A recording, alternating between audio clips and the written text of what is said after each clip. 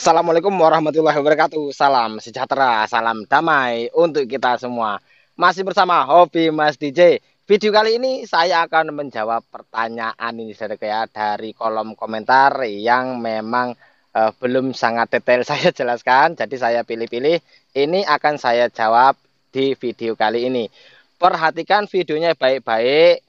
Ini mungkin saja bisa berguna untuk Anda semua di kemudian hari jika Anda belum mengalami atau belum mengetahui apa yang ditanyakan oleh saudara kita di kolom komentar ini. Tapi yang belum subscribe, pastikan sudah subscribe dan di like videonya karena itu sangat membantu perkembangan channel ini supaya bisa bermanfaat dan bisa menjadi jalan kesembuhan untuk kita semua. Oke, langsung saja pertanyaan yang pertama dari saudara kita yang akunnya bernama Rosmailinda Lin. Mas DJ, saya Linda dari Malaysia. Saya kena GERD atau asam lambung sudah 5 bulan. Saya mau tanya, saya punya perut sebelah kiri keras kalau ditekan sakit sampai ke ulu hati. Sama dada sebelah kiri ngilu seperti dicubit-cubit sakitnya. Pindah-pindah kadang dada sebelah kanan juga. Kadang buat saya panik.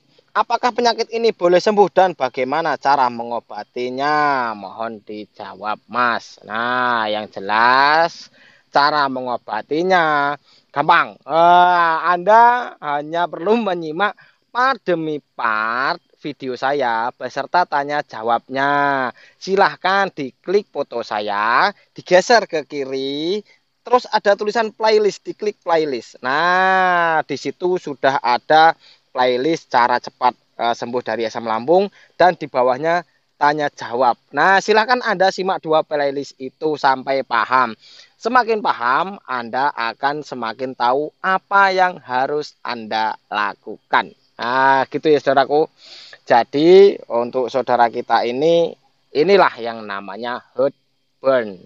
Heartburn itu nyeri-nyeri di bagian dada, bukan hanya karena rasa terbakar. Nanti mentang-mentang namanya heartburn, burn artinya terbakar, hati terbakar, apa dada terbakar, rasanya panas saja tidak. Yang nyeri-nyeri di bagian dada ini ya juga namanya heartburn. Nah, kembung dia sebelah sini, si saudara kita dari Malaysia ini, ketika ditekan, ini sakit ya karena apa? Kembung. Nah, jadi sebelah kirinya ini kembung, kemudian membuat sakit jika ditekan. Karena apa? Ya kan memang masih ada luka. Jangan ditekan-tekan, nanti tambah terasa sakit, Anda tambah terasa panik. Memang begitulah rasanya.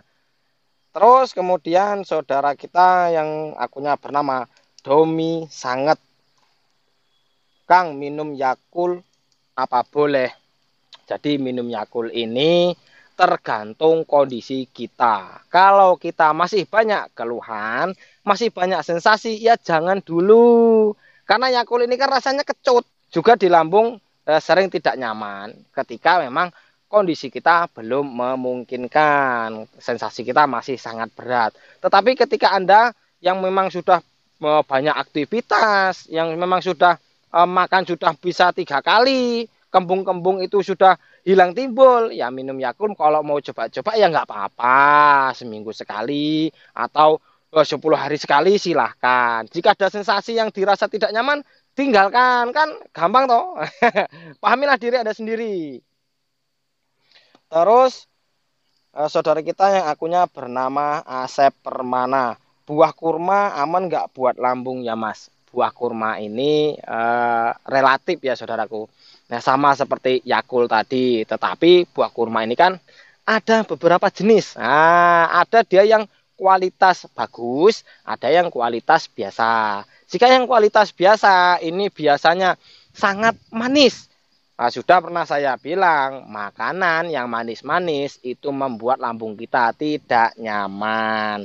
Jadi, ketika Anda ingin mengonsumsi kurma, belilah dengan kualitas yang bagus. Dan juga jangan banyak-banyak. Kalau memang sudah kondisi kita sudah membaik, kita makan lebih dari 5 butir sudah tidak masalah, ya nggak apa-apa. Tetapi jika ada sensasi atau rasa yang tidak nyaman, ya ditinggalkan. Tetapi saran saya, ketika yang masih banyak keluhan, sama seperti Yakult tadi ya, jangan banyak-banyak dulu atau lebih baik hindari dulu. Lebih baik Anda makan singkong rebus, makan umbi rebus, atau makan apa-apa yang direbus yang sudah saya jelaskan di part 36. Itu lebih nyaman. Terus saudara kita yang akunnya bernama Sarah Aisyah. Assalamualaikum. Waalaikumsalam. Kak, mohon maaf izin bertanya, apakah asam lambung boleh latihan silat seperti push up, sit up, back up, dan lain-lain? Mohon maaf, terima kasih. Jadi, jika Anda ingin memiliki suatu kegiatan, entah itu bela diri apa silat, apa olahraga apa, ya, yang jelas ketika yang namanya pencak silat ini ya, saudaraku, ini kan ada pelatihnya. Jadi ketika Anda ingin mengikuti dan Anda memang sudah mampu, beraktivitas Anda memang sudah enak, walaupun toh memang belum sembuh total ya, masih kadang-kadang kambuh, masih sering begah-begah kadang, masih sering kembung-kembung. Nah, jadi ketika Anda ingin mengikuti pencak silat, bicarakan dengan pelatih Anda dulu. Nah, maaf Pak, apa Mas, apakah Anda manggil pelatih itu bagaimana? Saya ingin ikut latihan, tetapi saya mempunyai penyakit asam lambung. Saya tidak bisa diforsir tenaga saya. Ketika saya kelelahan, saya bisa kambuh. Nah, bicarakan seperti itu saja. Itu tidak masalah. Yang jelas apa? Ketika kita ingin belajar itu kan niat kita kan baik, niat kita bagus. Nah, ya tidak masalah, bicarakan. Dan tetaplah jalan sore itu yang penting. Terus malamnya ketika Anda ingin latihan silat atau besok paginya ingin latihan silat ya tidak masalah. Yang penting sore itu kita berjalan terkena matahari. Gitu ya saudaraku ya. Jadi ketika Anda ingin latihan silat, ya silahkan. Ketika sudah mampu dan keluhan sudah banyak mereda. Nah gitu ya. Jangan lupa bicarakan dengan gurunya. Terus saudara kita yang bernama Maida Utari. Mas DJ, bahayakah asam lambung untuk ibu hamil? Nah ini sebenarnya sudah saya pernah bahas di video saya sebelumnya ya saudaraku. Jadi asam lambung itu berbahaya atau tidak sih? Nah, jadi gini, nggak usah orang hamil, orang normal itu juga mempunyai asam lambung karena asam lambung itu memang ada di lambung setiap orang karena memang untuk memproses makanan. Nah, ketika kita mempunyai produksi yang berlebih di lambung kita, asam lambungnya, nah itu yang membuat masalah.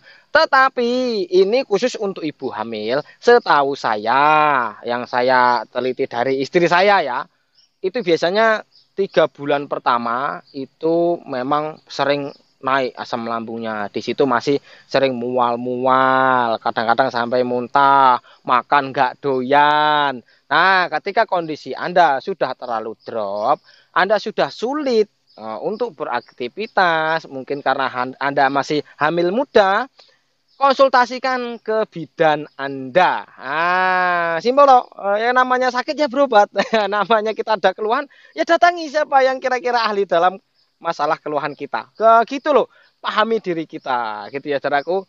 Tidak usah cemas. Memang ibu hamil itu rata-rata asam lambungnya itu naik. Karena gimana ya? Ini kan mau ada adiknya itu di perutnya, otomatis badan itu merespon supaya bisa makan yang lebih banyak, jadi terasa lapar terus, asam lambungnya naik terus karena untuk 2 orang. Beda dengan laki-laki hanya 1 orang terkena asam lambung pula. Laki-laki nggak berani ngopi. Oke saudaraku, ini kita lanjutkan akun saudara kita yang bernama Saiful Mumin Mumin. Kalau makan bubur kacang hijau, boleh nggak Mas? Kacang hijau jika di bubur, yang jelas gini. Ketika kita bubur kacang hijau, itu kan pakai gula. Nah, gula ini kan manis. Terus terang, yang manis-manis, sudah saya bilang tadi, membuat lambung tidak nyaman. Dan kacang hijau ini sering membuat gas di lambung. Jadi, kacang hijau ini membuat perut kita kembung. Paham ya? Mengonsumsi bubur kacang hijau bukannya tidak boleh. Boleh. Ketika bagaimana? Ketika kondisi kita sudah bisa mulai membaik, ketika Anda itu kembung ya. Nah, coba Anda perhatikan, ketika yang masih kembung-kembung terus makan bubur kacang hijau, biasanya setelah 4 sampai 5 jam kembungnya bertambah. Tetapi tidak masalah, kan hanya bertambah kembung, tidak bertambah pedih. Tetapi jika yang masih banyak keluhan, hindari dulu. Simak di part 30 dulu. Makanlah yang nyaman-nyaman dulu saja. Nanti kalau sudah mulai enakan, nah, terus triknya bagaimana? Simak di part 28. Di situ sudah saya jelaskan trik kita untuk cara makan pantangan ini yang kira-kira kan kalau bubur kacang hijau kan tidak pantangan walaupun kita makan ya, itu sensasi tidak terlalu berat. Nah, jadi pantangan ringan lah bahasanya. Jadi ketika kita ingin mengonsumsi bubur kacang hijau, pastikan Anda sudah rutin jalan sorenya. Pastikan kondisi kita sudah mulai membaik. Nah, boleh kita konsumsi bubur kacang hijau seminggu sekali atau 10 hari sekali. Boleh kita konsumsi. Jangan setiap hari, nanti bertambah kembung, kembung gak hilang-hilang, Anda panik. Terus akun selanjutnya, saudara kita yang bernama Pen Pen. Mas Bro, gimana cara buat bisa sendawa? Nah, ini sebetulnya saya ini ketika terkena asam lambung, memang sebenarnya dari saya kecil dulu sering sih mainan sendawa itu, jadi nelan angin, nanti sendawa panjang. Kalau masih kecil dulu seneng mainan seperti itu. Nah, ketika terkena asam lambung dulu masih awal-awal juga masih susah karena belum tahu triknya yang gampangnya bagaimana. Jadi gini, ketika kita ingin sendawa, misal sudah penuh, tapi kita sendawa kan susah nyangkut, napasnya sesak, itu di bagian tenggorokan sini kita lebarkan. Wah, lebarkan seperti ini. Sambil didorong-dorong ke atas. Itu biasanya akan keluar angin. Atau kita menelan angin itu tetapi jangan sampai tertelan betul. Masih di area sini terus kita keluarkan lagi. Gini. Gitu. Bisa, masih bisa saya. Jadi kita telan, jangan terlalu telan betul, langsung keluarkan lagi. Biasanya nanti yang di dalam dia terpancing ikut naik. Nah, ketika sudah bisa panjang, lega. Nah, ketika juga yang sulit tidur tuh, kadang-kadang mau tidur sudah berita enak-enak, kok tahu-tahu sesek. Nah, seperti itulah caranya. Maka Anda akan merasa lega. Terus bagi Anda yang sudah bisa bersendawa, sendawanya itu habiskan. Wah, terus sampai habis. Ketika sudah habis, nah barulah kita berhenti. Karena ketika sendawa kita belum habis, juga biasanya sesaknya itu masih nyisa, masih ada sisa, jadi tidak terlalu plong. Gitu ya saudaraku ya, dipahami. Terus akun selanjutnya saudara kita yang bernama Joko Rianto. Mas, sampean ngalami sering buang angin lama enggak mas? Lama. Jadi saya dulu, gini saudaraku ya, saya ceritakan.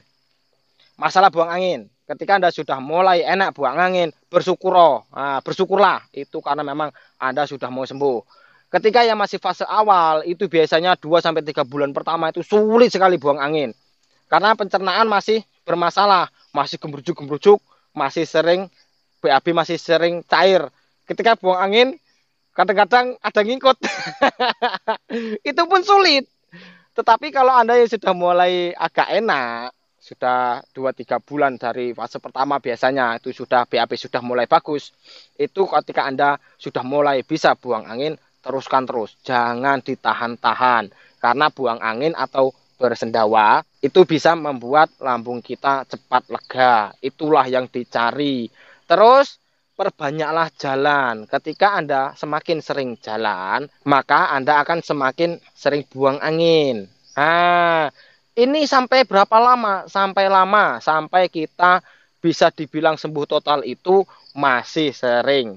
Nah, gitu ya saudaraku. Tetapi untuk yang paling-paling seringnya biasanya ketika perut itu masih terlalu sering kembung ketika sore. Nah, coba Anda perhatikan, misalnya pagi sampai siang kembung sudah agak berkurang, tetapi sore itu kembung bertambah. Nah, makanya kan saya sarankan jalan sore. Itu biasanya buang angin masih sering.